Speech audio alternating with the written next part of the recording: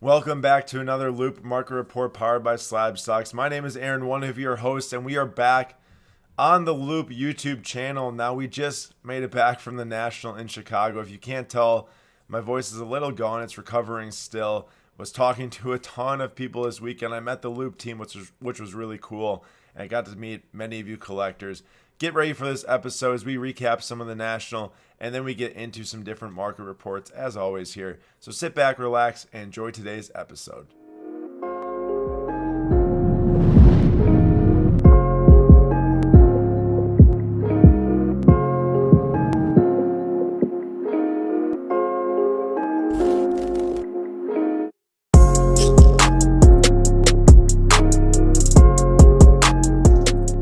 So the National was an absolute blast. The first 3 days, Wednesday through Friday, were some of the busiest days at a card show I've ever seen. It was probably the most attended card show ever, to be honest. I've heard record-breaking attendance came in through Friday, and it was an absolute blast. I don't have much more to say other than that the sports card community is amazing, and everyone seemed to really be connecting there, doing some awesome deals, enjoying their time together. It did really prove, in person, seeing is believing, that the card market's super healthy and people love being in it and interacting with each other and just being kind and courteous. It was really uplifting for sure for, me to meet so many people and walk up and say hi, to see other people respecting each other.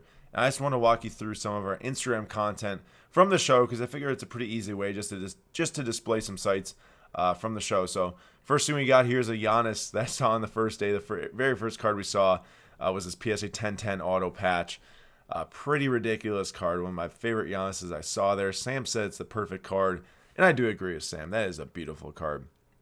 We also saw this Khabib Gold out of 10 PSA 10 from Jamil Mealy Pop Shop, and the black 1/1 auto PSA 9 just sold for $47K, so I'm sure that Jamil was very happy to have that card. I was able to do a little t-shirt swap with my guy Ryan from Card Collector 2. Awesome dude, has done some great things in the hobby and is still going and building and getting bigger than ever, really. And big props to him on the trade night that he did with Jimmy on Thursday night. Very, very awesome to see them people there. We posted some videos from the event as well. If you go to our YouTube channel, SlabStox, you can see our day 1 video or day 2 video where we did a $20 20-minute challenge. On Friday night, thank you to Loupe for sponsoring this event. We did a charity night. It was amazing. We raised over $100,000 in about 2 to 3 weeks. It's crazy. And that night we closed around $109,000. And now we're up to $125K going to Camp Kesem, sending kids whose parents have or had cancer to camp for free, which was so amazing. And then saw some amazing Lionel Messi 1/1 autographs and Eminence autographs. My guy CLE_soccer cards. He hooked me up with a PC deal also on Mason Mount. There's all the sealed product and slabs and stuff that we're selling for charity at the event. Did really awesome. And then we also got to meet Kevin Nagandi, ESPN analyst, which was really fun. He's an anchor there. That was really cool. And then that night also, here's a little baseball market update, is that Superfractor Sapphire 9.5 of Vlad sold for $54,200. I saw some comments that said, maybe a little low. However, this is the Sapphire Superfractor 1/1. There was a normal Topps Chrome Superfractor 1/1, which I believe looks the exact same. It just might be a different card number. So that one would sell for more than this because that is the true Topps Chrome Superfractor 1/1. This is the Topps Chrome Sapphire Superfractor 1/1. They didn't make Pat Berdasha until it was probably 2020 now, and it's a little confusing with these cards because, since one of the Superfractors in Sapphire and Topps Chrome, it was like that in the past, but it's the same exact parallel, same exact pose. So they went to the Pat Berdasha 1/1 to give it the cracked ice look. We got to rip some packs with Anthony Renato from Cards and Culture. Really cool. He used to play for LSU and White Sox for baseball. Really good friends with Alex Bregman. I did a cool deal for a Max Verstappen that I split with my dad with Jake's baseball cards, which was awesome. And now, if you go onto our website, slabstox.com/shop, there's a few items left for charity. And if you use code KESEM20, that is an extra 20% off. I think there's only like 4 to 5 things left. So go snag those up if you want to. And then our $20 in 20 minutes challenge is on YouTube if you want to go see that. There's 3 teams, myself, and then I go against Nate and Vincent, our intern, and then Oscar and Sam. And we get to see who got the best card for $20. So go check that out. But now let's get on to Sam with the basketball market report. Sam here with your weekly basketball card market update. We're officially in the NBA offseason. The first domino to fall was one of the most exciting ones. That was the 2021 NBA draft finishing up on Friday this past week. 60 young players getting drafted into exciting new futures all around the league. There were a few draft night trades, but they were mostly all pretty minor. But with the draft behind us and teams now having a better idea of what they still need in order to compete this season, we can expect free agents to rapidly start signing, along with several more prominent trades to eventually be taking place. Now, once the NBA offseason kicks off, cards all around the basketball card market tend to recess quite a bit, typically about 40% on any given card, although with the large sell-off that occurred in the market from March to May, much of that decrease was already banked long before the offseason began. You can see that pretty consistent decline in the Damien Lillard 2012 Prism Base PSA 10 rookie card chart that is on the screen. However, with that softening of the market, it did open up guys like Damien Lillard for short windows of increase heading into the playoffs, as we see a small increase of about 20% heading into the playoffs in the middle of May. But by the very beginning of June, the Portland Trail Blazers had been bounced by the Denver Nuggets, and with Lillard's offseason beginning a little bit earlier this year than in years past, his Prism PSA 10 rookie card market dropped another 20%, settling in pretty consistently in the $700 to $800 range over the past couple of months. Now, for any basketball card to gain steam once more, you need a catalyzing event to take place to spur on a flurry of buys, which will most likely drive up the price. For most players, that catalyzing event is the beginning of the new regular season, when we often see many cards start to increase once more. However, for certain players and teams, the offseason presents additional catalytic moments for some rapid growth. I'm thinking specifically about Damien Lillard because he's one of the brightest stars in the league, who's also the rare star that is widely liked around many fan bases. And he's also sitting in a somewhat of a dead-end situation in Portland, but neither he nor the Trailblazers want to be the first to balk and bring up trade possibilities. That could mean that he's not being traded at all, but there's been a ton of smoke around the possibility, and where there's smoke, there is, as we all know, often fire. Any number of things could happen. The Trailblazers could trade CJ McCollum for additional help alongside Damian Lillard. They could trade Damian Lillard to a contender, or they could stand pat and run it back with the same team. In any of these cases, eventually the market will rebound for Lillard in a big way, which makes right now an ideal time to buy. It could be sooner rather than later, although I'm not sure how likely that is. But consider, if Lillard were traded to the Philadelphia 76ers, that would absolutely fuel a mad rush on Lillard cards, the type of rush that can drastically swing a player's card market. Now, if you don't think that Lillard will get traded, which personally, I think the chances are probably about 50-50, if not a little worse. Consider what other high-profile players might be traded. If they are good players and they're going to be going to a good contending team, that might be enough to get you some pretty quick profits even during the offseason. So keep your ear to the ground and try to get a sense of what rumors might bring something to fruition.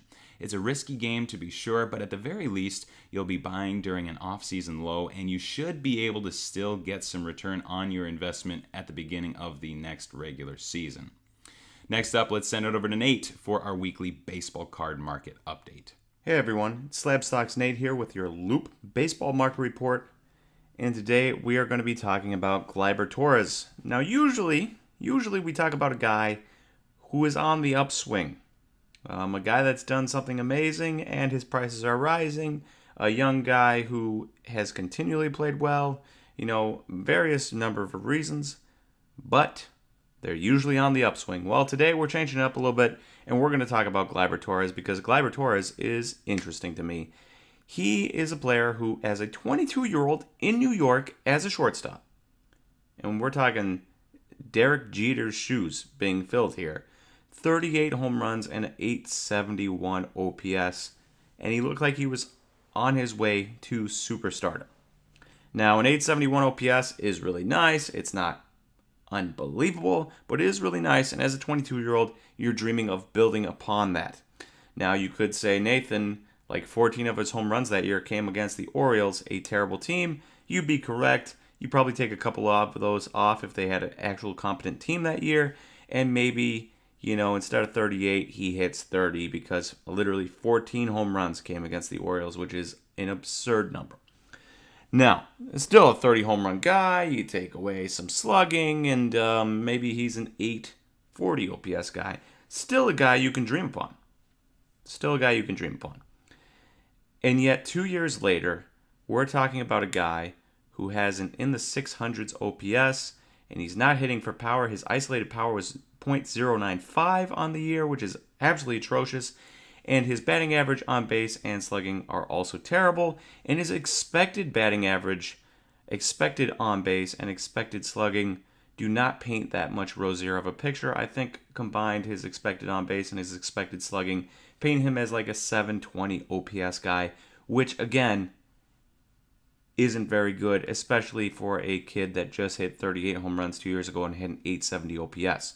So, now that we've covered Glybor Torres and who he is and how kind of disappointing he's been, let's look at his prices because I find this price chart to be interesting. We're looking at a 1 month stretch here, and we start at $36.25, 2 sales on July 3rd, and then we drop, and then we rise, and then we drop $26 on July 7th, and then we hover between, that $26 and that $31 mark, and then all of a sudden we jump up to $44. And then we spike right back down to $26, and along the way, and we go up to $35 a little bit, and then down to $27, and then spike all the way up to $40.52, and then the last sale is $29 on July 31st. So, we mostly hover between the $33 mark and the $26 mark. What you'll notice in this 1 month stretch is two very large outliers, $44 and $40.52. And what I want to talk about here is that there's two things. One is a warning. Do not be the guy that just needs somebody like a Glybor Torres so much that you're going to pay well over comps for a pretty basic card, such as this Topps Chrome Base PSA 10 that we're looking at. This is a basic card, and you do not want to overpay for something like this. If this was a Glybor Torres Topps Chrome Red number to 25 from Update or something like that, then sure, if you have to have it, you have to have it, you pay over comps. If you are paying a price of $44 for a card that somebody bought for 26 just 3 days earlier or 7 days earlier, and he hasn't been playing well, he's gone, in his last couple of games, he's gone like 3 for 21 or something like that. If you pay that high of comps over comps for a card like this, it's going to take forever for it to get up to $44. I mean, we are talking a good, $11 raise or $20 raise, like double the price from one of the sales this month to the highest sale this month, despite him not playing well. So do not be the guy that overpays for a base card when you can get it relatively easily. Number two, do not fall for oddly high comps. So you'll notice this July 28th one, $40.52. I'm sure there was someone at the National that wanted to sell their cards, and so they put in a bid of $40, somewhere around there, so that when they're selling in the booth, they can say, hey, look, this is last comp, it's $40, pay me that, or pay me $35, something less than that. And so that's why that happened here. This happened because somebody was probably also trying to boost the market, and it didn't work because it dropped back down. Now, most people are smart, but sometimes we can get carried away with our emotions and say, oh, Glybor Torres is raising, I wanted to buy in, I didn't, I have to buy now. And so you get prices that after this $44 price, I wouldn't be shocked if you saw like another closer to it, $35 price, something like that because of overreaction. So be safe, be careful out there on the eBay market, and make sure you do your research beforehand. Look at all the comps so that you don't fall to one of these ploys, clearly a ploy because it's around 33 to 26 to 31 before these huge price increases. It's in the same $5 range, and then all of a sudden there's some big jumps. Don't fall for those, especially for a guy like Glybor Torres, who has yet to show a glimmer of hope this season. If he starts showing a glimmer of hope, then maybe buy in.